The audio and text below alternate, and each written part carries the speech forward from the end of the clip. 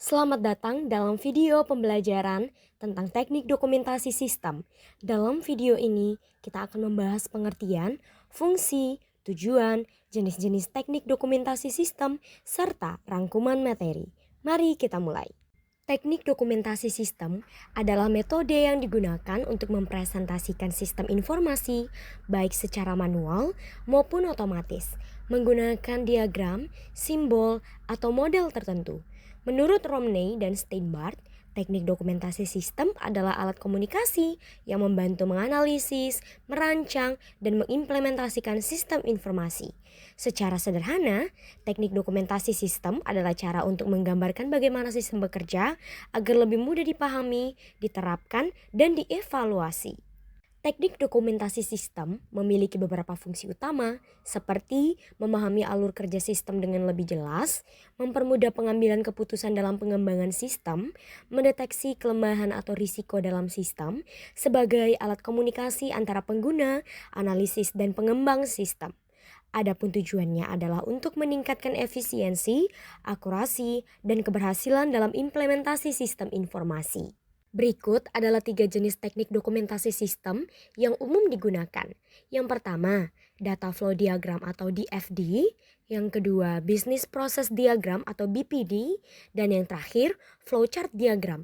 Mari kita bahas satu persatu. A. Data flow diagram atau DFD. Data flow diagram atau DFD digunakan untuk menggambarkan aliran data dalam suatu sistem mulai dari input, proses, hingga output. Fungsinya adalah untuk mempermudah analisis sistem dan menjelaskan proses-proses utama dalam sistem informasi. Komponen utama dalam DFD adalah yang pertama, external entity, digambarkan dengan kotak mewakili sumber atau tujuan data. Yang kedua, proses, digambarkan dengan lingkaran mewakili transformasi data. Yang ketiga, data store, digambarkan dengan garis ganda yang menunjukkan tempat penyimpanan data. Yang terakhir, data flow, digambarkan dengan panah yang menunjukkan alur data. Berikut adalah contoh sederhana DFD. Di sini Anda dapat melihat aliran data dari pengguna ke sistem hingga ke penyimpanan data. B. Business Process Diagram atau BPD. Business Process Diagram atau BPD digunakan untuk menggambarkan alur kerja atau proses bisnis dalam sebuah organisasi. Fungsinya adalah untuk mengidentifikasi langkah-langkah utama dalam proses bisnis dan membantu perbaikan proses.